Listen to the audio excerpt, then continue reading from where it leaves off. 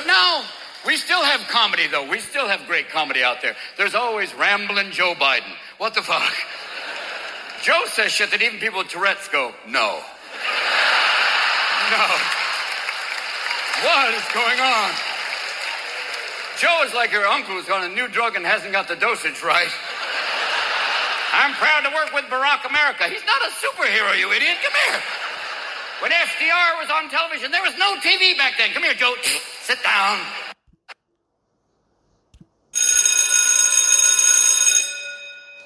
Good morning. It is Tuesday, April the 25th, and this is The True Conservative. Welcome to all the butchers, bakers, and candlestick makers out there. I'm Ron, your host, and the only true conservative in the United States today. So today, after the Serenity Prayer and the Star Spangled Banner, we will have no free lunch, Stuart Varney, Vice President Pence, my take, and the rape of the mind. All that and more when I come back.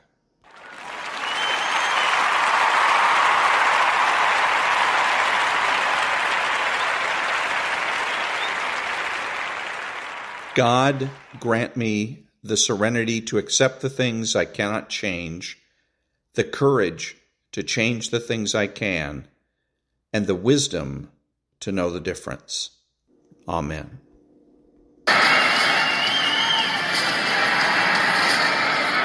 Ladies and gentlemen, please remain standing and remove your hats for the national anthem of the United States of America.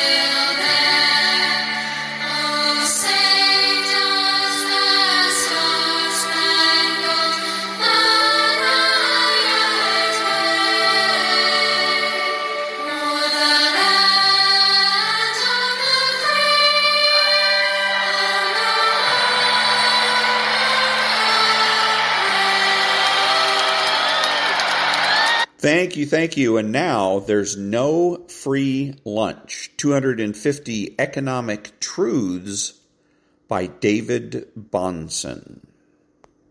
A movement whose main promise is the relief from responsibility cannot be anti-moral in its effect, however lofty the ideals to which it owes its birth. Can there be much doubt that the feeling of personal obligation to remedy inequities where our individual power permits has been weakened rather than strengthened, that both the willingness to bear responsibility and the consciousness that it is our own individual duty to know how to choose have been perceptibly impaired? There is much to suggest that we have in fact become more tolerant toward particular abuses and much more indifferent to inequities in individual cases, since we have fixed our eyes on an entirely different system in which the state will set everything right. It may even be, as has been suggested, that the passion for collective action is a way in which we now, without compunction, collectively indulge in that selfishness which as individuals we had learned a little to restrain. F.A. Hayek. This is a philosophy of ethics that we simply must absorb.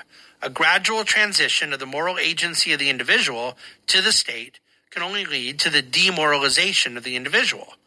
This removal of responsibility from the core of society has not created a collectively more unified and behaved society, but rather one in which restraint and order are outsourced before they are lost altogether.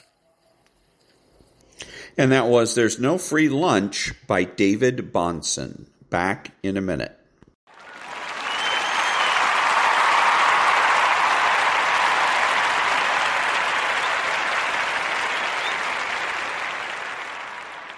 Thank you. A little bit of Stuart Varney, and he's with the former governor of Arkansas.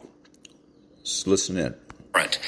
She's the person that they ship off to foreign countries where she gets into word salad that is best described as chop salad because it doesn't make any sense. Hold on, Governor. I just have never seen. But I'm sorry to interrupt you. I really hate to do that. But it seems the country is in danger here.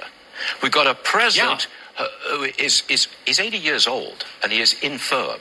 And a vice president in whom there is very little confidence in this country. I think the country is in danger that something, heaven forbid, happens to President Biden.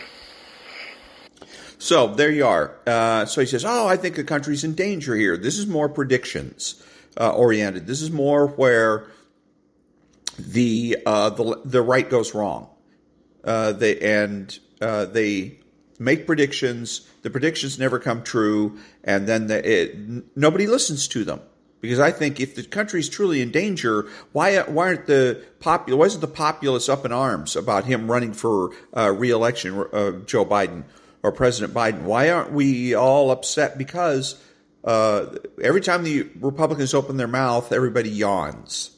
Oh, it's going to be terrible, horrible offer. We're in danger. If this happens, then that'll happen. The economy is going to go in the toilet. We're going to be handing our children all this debt. $12 loaves of bread. None of it ever happens. And you can't be Chicken Little forever and expect anybody to listen to you. The Republicans have to get smart. We started with the talk show hosts. Stuart Varney has to get smart. He has to come to us and tell us why it is that President Biden should or shouldn't run. Now, he did that yesterday. He came out and said flat out, President Biden shouldn't run. He was wrong about age, but he did at least get that part right. Now he's back to making predictions. We're in danger. Danger, Will Robinson. And nobody's going to listen to that. We're all going to yawn and move on. If he really wants to get people's attention, he has to start using the S word and use it every day, all day. Tell us what should happen, shouldn't happen, and explain why. Then we're getting somewhere. Back in a minute.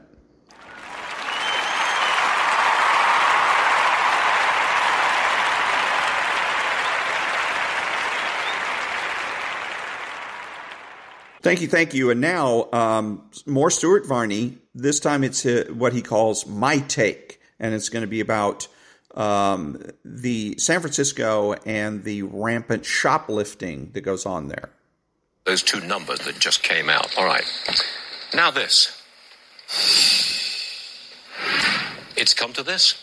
A Target store in San Francisco has locked up everything. That's how they manage rampant shoplifting, politely known as shrinkage.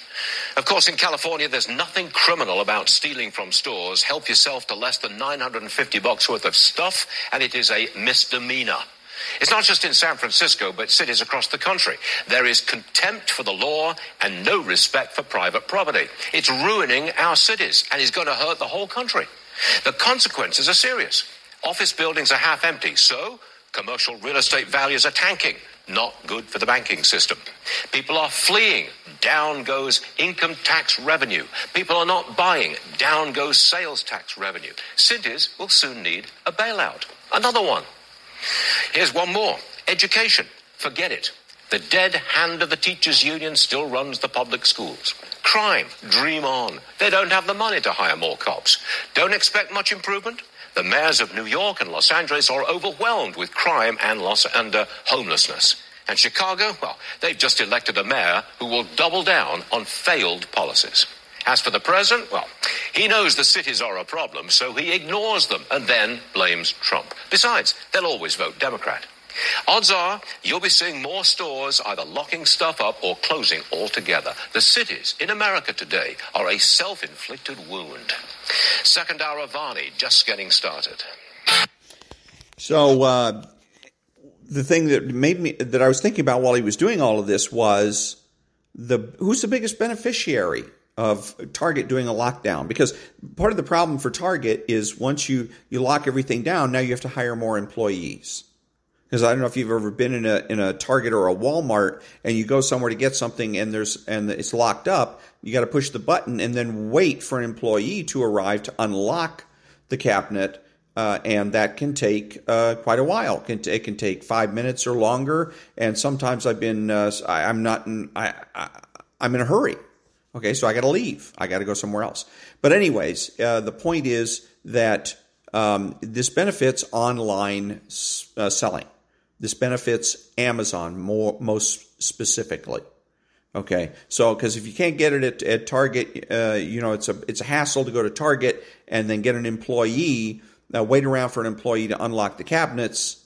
Why not just go online on your smartphone and buy whatever it is that you want or need from Amazon? Or Target has an online presence, and I believe Walmart has an online presence as well. So it's pushing things in that direction. That's the short-term fix for this in terms of business. But in terms of culture, that's something else.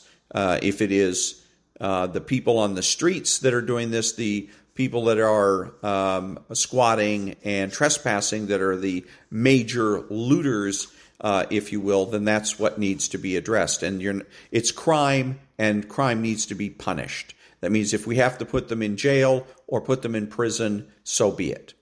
The left seems to think that they can psychologize their way out of the problem, and they're wrong.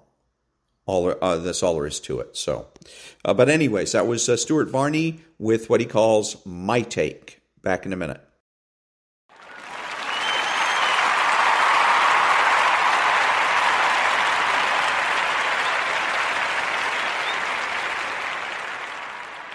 Thank you. And now, Stuart Varney having a short interview with former President or Vice President Pence. I'm telling you, Edward. All right. Thanks very much. I remember it well. No, you don't.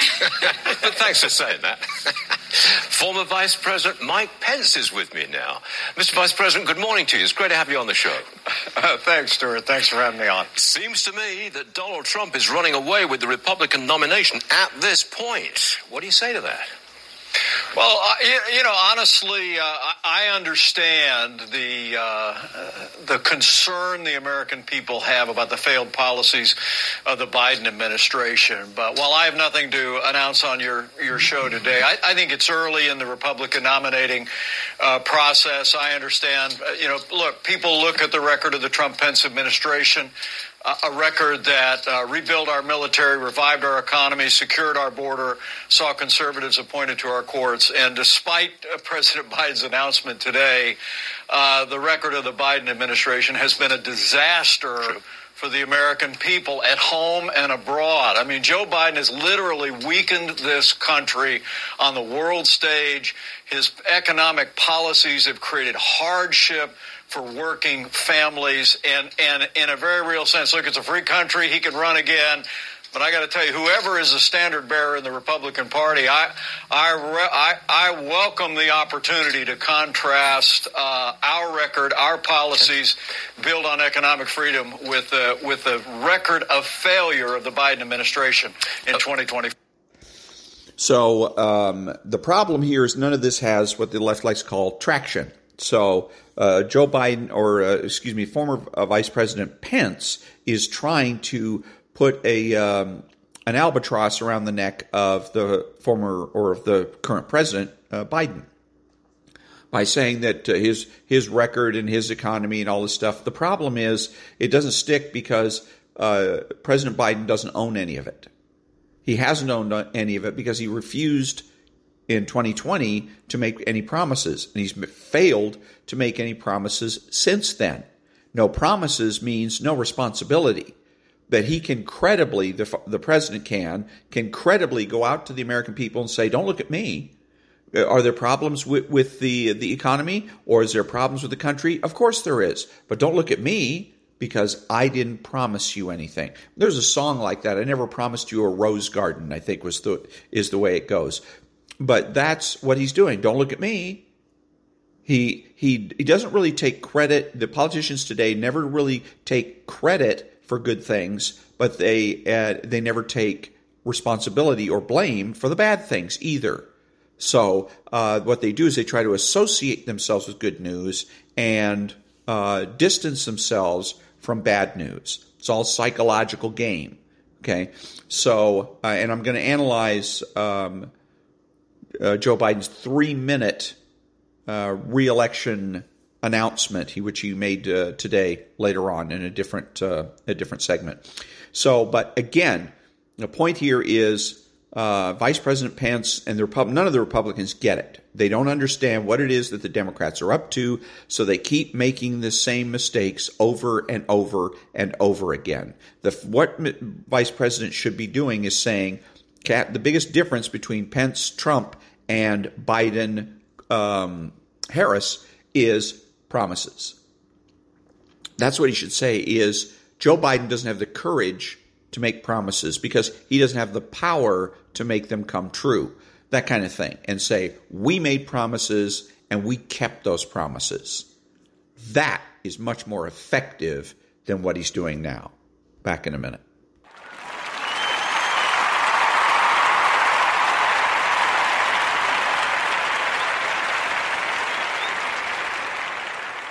Thank you. Now, I'm going to go ahead and play Joe Biden's 3 minutes of him launching his campaign for president called Let's Finish the Job, and then commentary. Here we go.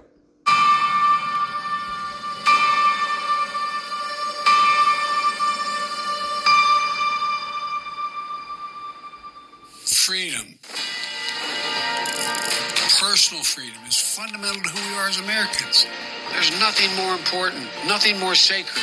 That's been the work of my first term, to fight for our democracy. This shouldn't be a red or blue issue. To protect our rights, to make sure that everyone in this country is treated equally and that everyone is given a fair shot at making it. But you know, around the country, MAGA extremists are lining up to take on those bedrock freedoms, cutting Social Security that you paid for your entire life while cutting taxes from the very wealthy, dictating what health care decisions women can make, banning books, and telling people who they can love, all while making it more difficult for you to be able to vote.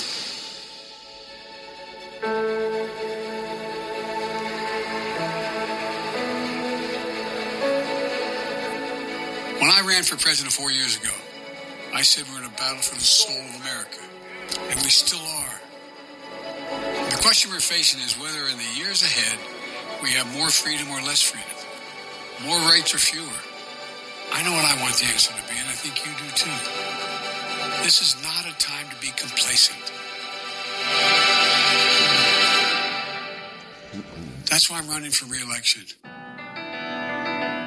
Because I know America. I know we're good and decent people. I know we're still a country that believes in honesty and respect and treating each other with dignity. That we're a nation where we give hate no safe harbor. We believe that everyone is equal, that everyone should be given a fair shot to succeed in this country. Thank you for choosing us. Every generation of Americans has faced a moment when they have to defend democracy. Stand up for our personal freedom. Stand up for the right to vote and our civil rights.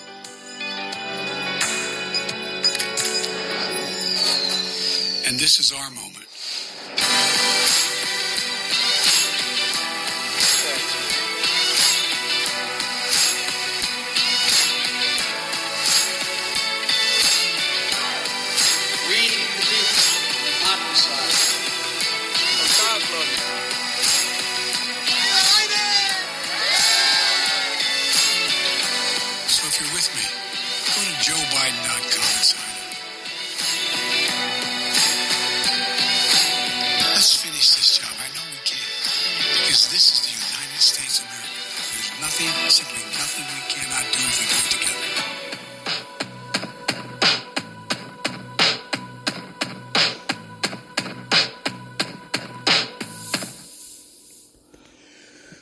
So there it is. There's the whole ad. So he let's see. First of all, he doesn't, it's more about what he doesn't say or do than anything else, than what he does say or does do. He talks a lot about freedom, and I think that it's a mistake for Republicans to go on and on about freedom, because freedom is vague. Back in the days of the Soviet Union, when it was basically just a huge gulag, a huge prison camp, the Soviets would say, our people are free. Our people are free. Communist countries around the world used to do that all the time. We're free. Our people are free. Freedom isn't the issue. It's independence. Are you independent, or do you have to go and check with the government every time you do something? Like in the Soviet Union, if you wanted to travel around the country, you had to have papers. You had to go to the Bureau of Internal Affairs or whatever it was called and get travel papers. And there would be checkpoints along the way, and they would check your papers and make sure that you were who you said you were, and you were going where you said you were going, and that kind of thing. So freedom isn't the issue. It is independence. But anyway, so that's what he spent a lot of time talking about. The other thing he didn't talk about was his record, and more specifically, the economy. He didn't talk about high inflation rate. He didn't talk about being in a recession. And he also didn't talk about the border.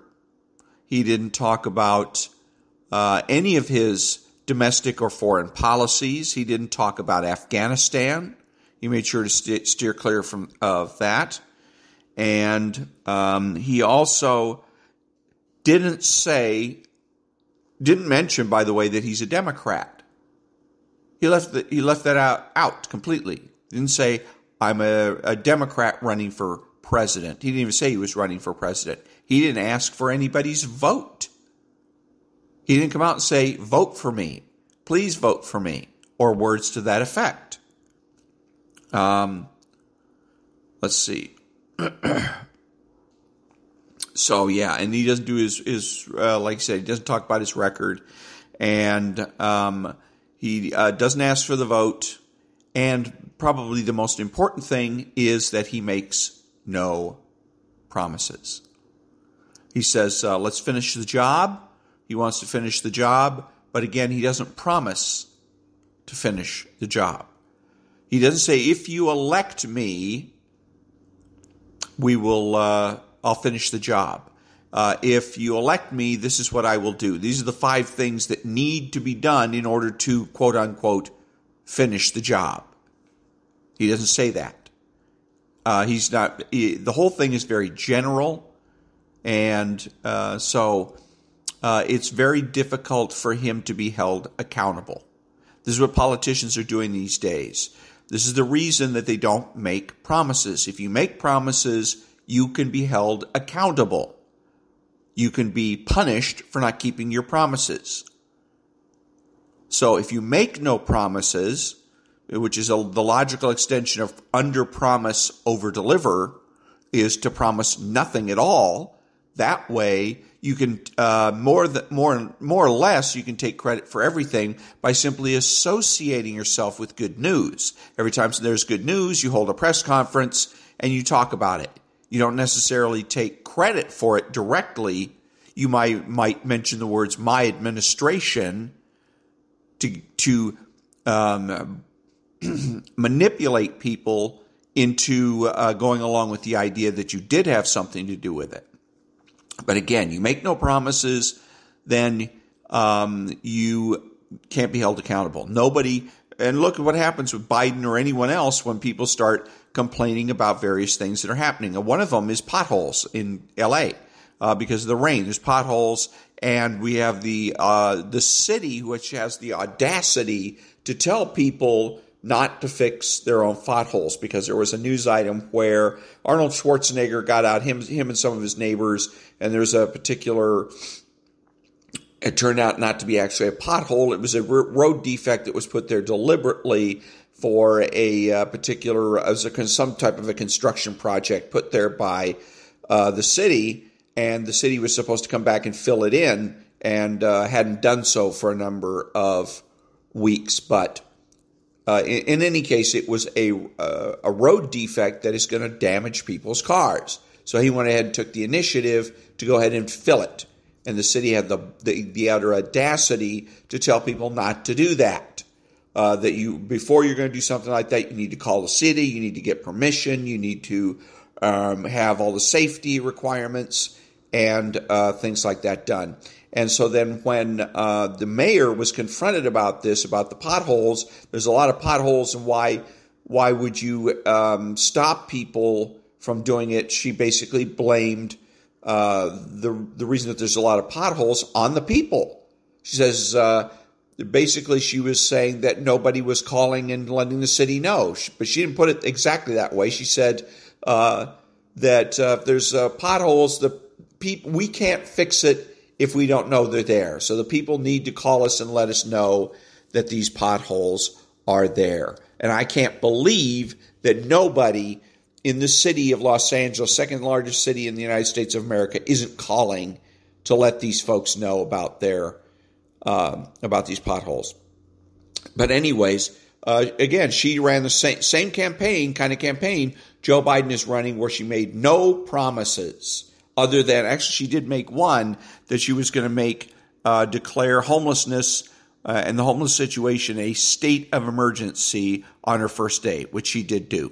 But again, since she, other than that, she made no promises, she doesn't have to accept any criticism about the potholes.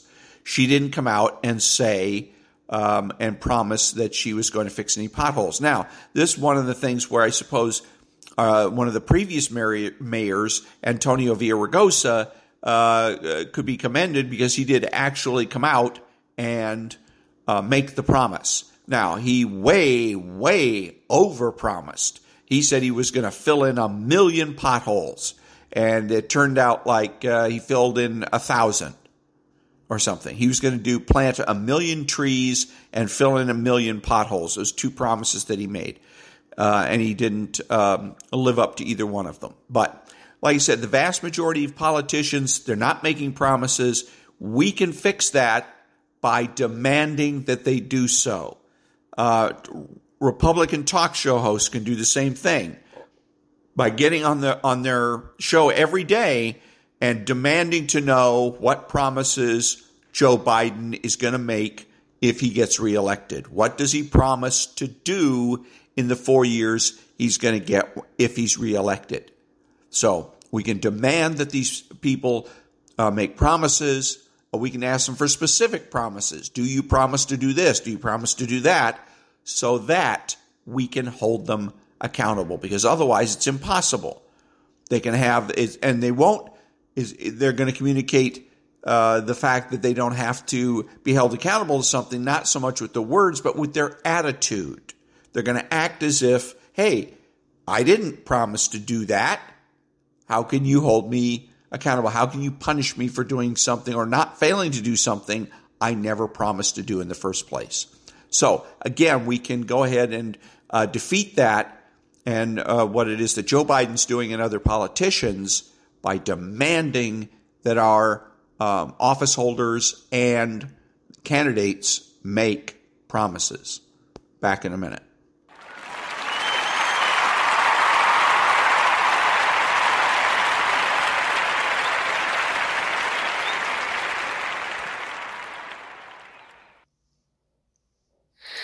Oh, beautiful for spacious skies, for amber waves of grain, for purple mountain majesties above the fruited plain.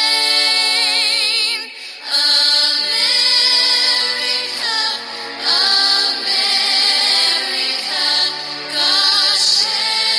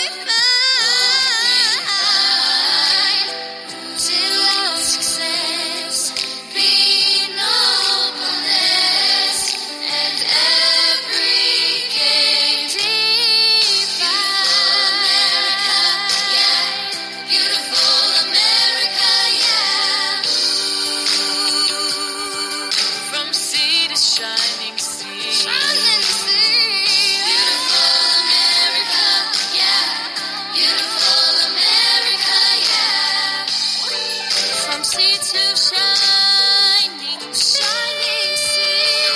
Oh, beautiful for nature tree that sees beyond the east. Thine alabaster cities gleam, undimmed by human tears.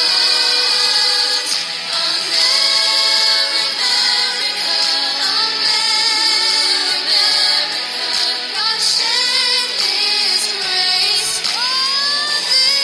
His grace on me, and crown thy good with brotherhood from sea to shining sea, and crown thy good with brotherhood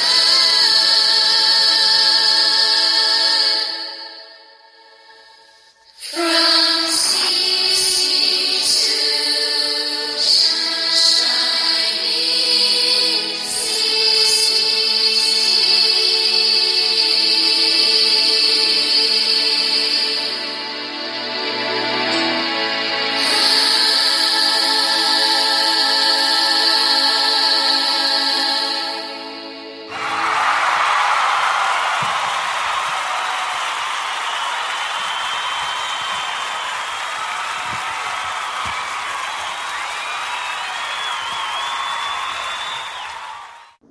This is Ron, your host, the only true conservative in the United States today, bidding adios to all the butchers, bakers, and candlestick makers out there. So I'm reminding you that the left has no authority, no power, and they can't win.